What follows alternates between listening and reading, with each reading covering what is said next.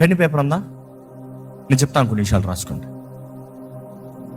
ఎందుకంటే ప్రార్థన చేసేటప్పుడు కావాలంటే ఈ పేపర్, ఈ పెన్ను, లేకపోతే నోట్స్ ముందు పెట్టుకుని make sure you are covering those points. నీ ప్రార్థనలు ఎన్ని ఉండాలి? ప్రతిరోజు నీ ప్రార్థనలో కనీసం I'm just giving you output. ఇదే ప్రార్థన చేయండి అని కాదు, ఒక మ్యాప్ ఇస్తున్నా, ఒక ఛానల్ ఇస్తున్నా, ఒక పర్స్పెక్టివ్ ఇస్తున్నా. మొదటగా నీ ప్రార్థనలో దేవుడు చేసిన కార్యాలకు కృతజ్ఞత కలిగి ఉండండి. First point is gratitude. Be grateful to God for all that he has done. Be grateful. Gratitude. దేవా, నా జీవితంలో ఇది జరిగించావు, వందనాలు. ఈ రోజు ఇది జరిగించావు, వందనాలు. నాకు ఈ కృపనిచ్చావు, వందనాలు. Gratitude. First point is gratitude. రెండోది ఏంటంటే, నువ్వు చేసే ప్రతి దాంట్లో దేవునికి సమర్పించుకో. సరెండర్. నీ ప్లాన్స్ అవ్వచ్చు, నీ వరీస్ అవ్వచ్చు, నీ కన్సర్న్స్ అవ్వచ్చు. దేవుడు ఏమై ఉన్నాడో నీ జీవితంలో జ్ఞాపకం చేసుకుంటూ ఆయన చేతులకు సమర్పించుకో. దేవా, నాకు ఈ భయం వేస్తుంది ప్రభా, కానీ నీ చేతులకు సమర్పించుకుంటాను, నువ్వే ఈ విషయంలో నడిపించు. నాకు పలానా కొనుక్కోవాలనుకుంటున్నాను ప్రభా, కానీ ఈ విషయంలో నీ చిత్తమే జరిగించు. ప్రభా, నాకు పలానా విషయం ఆశపడుతున్నాను ప్రభా, ఈ విషయంలో నీ చిత్తం ఏదో జరిగించు. ప్రభా, నాకు పలానా కావాలి. నువ్వు నా సమస్తము, నా ప్రతి అవసరతను తీర్చే దేవుడివి. నీవు నీ మహిమైశ్వర్యం చెప్పున నన్ను దీవించు, నన్ను నడిపించు, నా జీవితంలో ఈ కార్యం జరిగించు. Ask God. Surrender. Without surrendering don't ask. దేవునికి సమర్పించుకోక, నా దేవా నాకు ఇదివి, నాకు అదివి అడగద్దు. సమర్పించుకో. నీ చిత్తమే జరుగును గాక. మొదటిగా కృతజ్ఞత కలిగి ఉండండి. రెండోదిగా సమర్పించుకోండి, దేవుని చిత్తాన్ని వేడుకోండి. మూడోది ఏంటంటే గైడెన్స్. గైడెన్స్ అంటే ఏంటి? జ్ఞానాత్మ ద్వారంగా నడిపించబడటానికి, దేవా ఈ విషయంలో గివ్ మీ విజ్డమ్, నాకు గైడెన్స్ దయచే అంటే విజ్డమ్ దయచే. ఈ వ్యక్తిని కలవబోతున్నా, నాకు గైడెన్స్ దయచే. ఈ స్థలానికి వెళ్ళబోతున్నా, నాకు గైడెన్స్ దయచే. ఈ పని ప్రారంభించబోతున్నా, నాకు గైడెన్స్ దయచే. అంటే నాకు విజ్డమ్ దయచే. నీ విజ్డమ్ ద్వారా నేను ఆపరేట్ చేయాలి. నీ విజ్డమ్ నాకు కావాలి. నీ విజ్డమ్ ద్వారా పెద్దదేంటి, చిన్నదేంటి. Bible says despise not the small beginnings. ఆ స్మాల్ బిగినింగ్సే గొప్ప అంతా ఉంటుంది. దేవుని జ్ఞానం ద్వారా నడిపించబడితే గొప్ప కార్యాలు జరుగుతారు. నాలుగోది మీరు అడగాల్సిన దేవుణ్ణి క్షేమం, ప్రొటెక్షన్. యేసు ప్రభు నేర్పించిన ప్రార్థనలు మనం చూస్తాం. ఎవరితో నుంచి తప్పించాలంట? కీడు నుండి, దుష్టుడు నుండి. Deliver us from the evil one. Pray for protection. ఎంతమంది మీ జీవితంలో ప్రొటెక్షన్ కొరకు అడుగుతున్నారు? మీరు లేచినప్పుడు ప్రొటెక్షన్, మీరు పడుకున్నప్పుడు ప్రొటెక్షన్, మీరు ఇంట్లో నుంచి బయటకు వెళ్ళినప్పుడు ప్రొటెక్షన్, ఇంటి లోపలికి వచ్చినప్పుడు ప్రొటెక్షన్, మీరు చేసే పనుల్లో ప్రొటెక్షన్ అడుగుతున్నారా? Ask God for protection. Bike ఎక్కుతున్నామంటే ప్రొటెక్షన్ అడుగు ఫస్ట్. ఒక స్థలానికి వెళ్తున్నామంటే ప్రొటెక్షన్ అడుగు, దేవుని సహాయాన్ని అడుగు. కనబడని శత్రువులు, అపవిత్రాత్మలు, దురాత్మలు ఎన్నో బయట పొంచి ఉన్నాయి. నువ్వు దేవుని పెట్టమంటే అవన్నీ నీ శత్రువు. అవి నిన్ను దాడి చేస్తాను, నేను నాశనం చేస్తాను, నీ విశ్వాసాన్ని చెదరగొడతాను, దేవుని దగ్గర నుంచి నేను దూరం చేస్తాను, వేచి ఉన్నాయి, నిన్ను మింగేస్తాను, వేచి ఉన్నాయి. If you don't ask God for protection, which means you are not coming under his sovereignty, you are not surrendering to his paths, devil is easy enough to attack. నువ్వు ఎప్పుడైతే ఆయన సహాయం కొరకు వేడుకుంటావో, ఆయన కాపుదల కొరకు వేడుకుంటావో, ఆయన కంచె కొరకు వేడుకుంటావో, నీకు క్షేమం ఉంది. ప్రార్థన చేస్తాను, నేర్చుకోండి. Pray continuously, which means you have to cover all these points. So ask God for protection. Next, దేవుని శక్తిని వేడుకోండి. దేవుని శక్తిని వేడుకోండి. జీవితంలో ఎన్నో ఎదురుపాట్లు ఉంటాయి. ఒక విశ్వాసికి ఎన్నో ఎదురుపాట్లు ఉంటాయి, ఎన్నో కష్ట పరిస్థితులు ఉంటాయి, ఎన్నో నష్ట పరిస్థితులు ఉంటాయి. You need strength to face it all. అడగండి, దేవా నాకు శక్తిని దయచేయ, ఈ విషయంలో నన్ను ఈ ఎమోషనల్ స్టేట్ని ఎదుర్కొంటా నాకు శక్తిని దయచేయి, ఈ ఛాలెంజెస్ని ఎదుర్కొంటా నాకు శక్తిని దయచేయి. హౌ స్ట్రాంగ్, అంత వెయిట్ నువ్వు ఎత్తగలుగుతావు. నీ జీవితంలో నువ్వు గొప్ప స్థాయికి ఎదగాలంటే you have to face, which means you need the strength. దావీదుకి బలం ఉంది కాబట్టి గొలియాతుని ఎదుర్కొన్నాడు. బలం లేకపోతే ఎదుర్కొన్నవాడు కాదు. తన బలము ఆయుధాల ద్వారంగా కాదు, తన నమ్మున్న దేవుని ద్వారంగా. He had God who is the strength. దానిని బట్టి గొలియాతును పోరాడతానికి వెళ్ళాడు. So ask God for strength.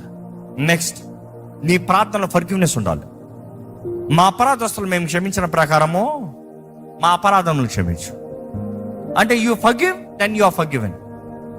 So ఎవరన్నా ఏదన్నా, ఎవరి మీదన్నా ఏదన్నా, ఫర్గివ్స్ అన్నప్పుడు ఎప్పుడు ఒకటి అంటున్నాను, sometimes forgiveness is not just say forgive you. ఒక్కసారి నేను క్షమించానని చెప్తా మాత్రం క్షమాపణ కాదు. కొన్నిసార్లు నీ లోపట నువ్వు చెప్పుకుంటూనే ఉండాలి, నేను వాళ్ళని క్షమించాను, నేను వాళ్ళని క్షమించాను, నేను వాళ్ళని క్షమించాను, నేను వాళ్ళని క్షమించాను, నేను వాళ్ళని క్షమించాను. ఎందుకంటే వారు చేసిన కార్యాలు ఎప్పుడు అపవాది జ్ఞాపకం చేస్తూనే ఉంటాడు. పలానా వ్యక్తి నీకు పలానా చేశాడు, కానీ నీ మనసులో జ్ఞాపకం రావాలి, నేను వాళ్ళని క్షమించా. I forgive them, I forgive her, I forgive him, I forgive, I let go. అరే వాడు చేసిన ఎలాంటి కార్యం, I let go, I forgive. ఆ ఫర్గివ్నెస్ అనేది రిపీట్ లూప్ లో నీలో నుండి వస్తూనే ఉండాలి. ఒక్కసారి క్షమిస్తా మాత్రం అది క్షమిస్తూనే ఉండాలి.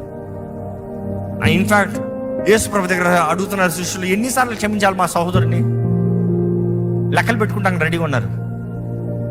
7 times 77, which means ఎన్నిసార్లు అంటే అంతమంటే లెక్క. దేవుడు ఒక మెటఫార్మ్ ఇస్తున్నాడు, అంటే ఇంచుమించు అన్నట్టు పోతనే ఉండయ్యా, లెక్క పెట్టుకోవద్దయ్యా, క్షమిస్తూనే ఉండయ్యా, క్షమిస్తూనే ఉండు. Forgiveness is the key. So నీ ప్రార్థనలో క్షమాపణ ఉండాలి. నువ్వు ఎవరిని క్షమించాల్సిన అవసరం లేదంటే జీవితంలో ముందు అడుగు తీనోడివి.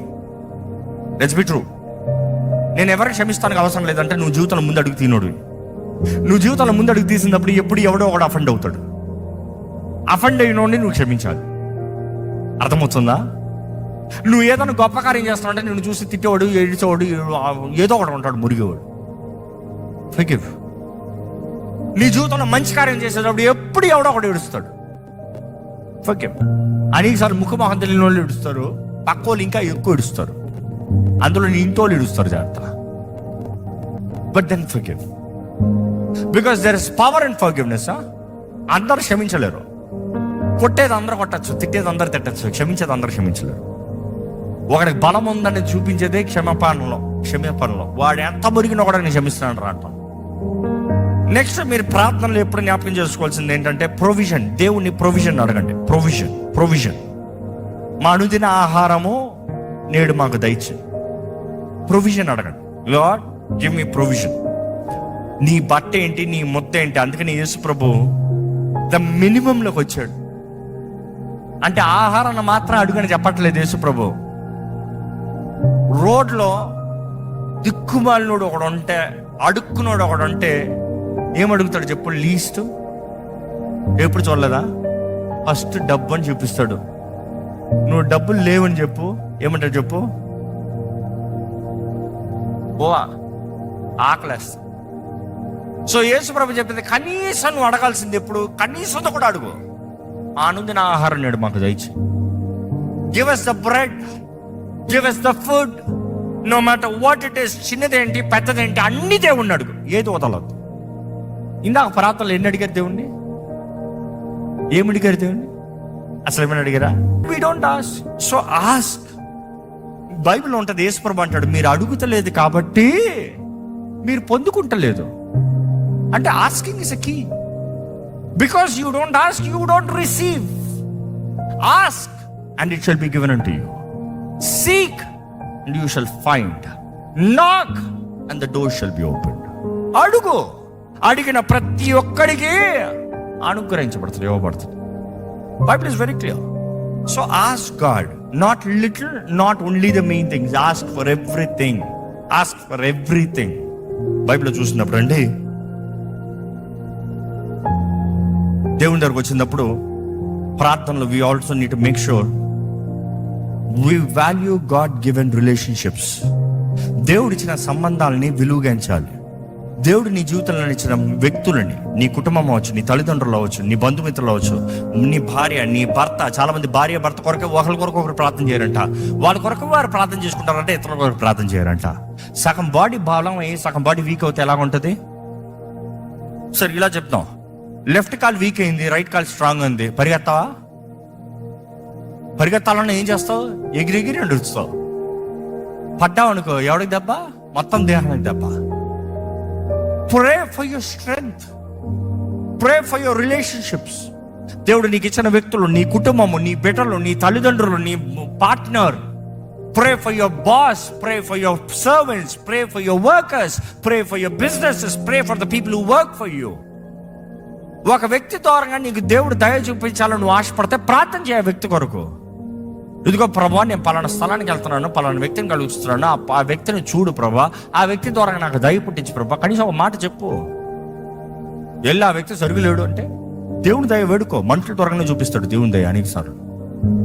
దేవుని దయ నీకు చూపించాలంటే మనుషుల ద్వారా దేవుని దయం పొందుకుంటే నువ్వు ఆటోమేటిక్గా మనుషుల దయని పొందుకుంటావు. Pray that God will use those people as a channel to bless you. Pray for the relationships. నాకు ఎవరి కొరకు వచ్చి ప్రార్థన చేస్తాను టైం లేదు, నా కొరకే ప్రార్థన చేస్తాను టైం లేదు అంటే వేస్ట్. నీకు తెలిసిన వారు ఎవరన్నా బాధలు ఉన్నారంటే వారి కొరకు ప్రార్థన చేయి. పోరాటంలో ఉన్నారంటే వారి కొరకు ప్రార్థన చేయి. వారి జీవితంలో మేలు జరిగిన తర్వాత thank you God for blessing them అని చెప్పి చూడు, దేవుడు నేను ఎట్లా ఆశీర్వదిస్తాడు చెప్పు చూడు. You are not ready to thank God for anybody that he is blessing. నన్ను ఆశీర్వదిస్తానని నేను థ్యాంక్స్ చెప్తా. నాకు బండి ఇస్తేనే నేను థ్యాంక్స్ చెప్తా. మా అన్నకు బండి ఇస్తే, మా అక్కకి బండి ఇస్తే కాదు. You know we are so selfish. ప్రార్థనలో always be grateful. Next, opportunities. నేను ఆపర్చునిటీస్ అనేటప్పుడు ఎప్పుడు నేను ప్రార్థన చేసేది, నేను ప్రతిరోజు ప్రార్థన పెట్టుకున్నాను, God you are a God of new beginnings. నిన్న నాకు ఒక న్యూ బిగినింగ్ ఈ రోజుకి, కానీ నాకు ఈ రోజు ఇంకొక న్యూ బిగినింగ్ కావాలి రేపు చేరటానికి. బికాస్ నిన్న చేసిన కార్యం చాలదు. నిన్న నుండి ఇక్కడికి వచ్చాను. I'm thankful for that, I'm grateful for that. కానీ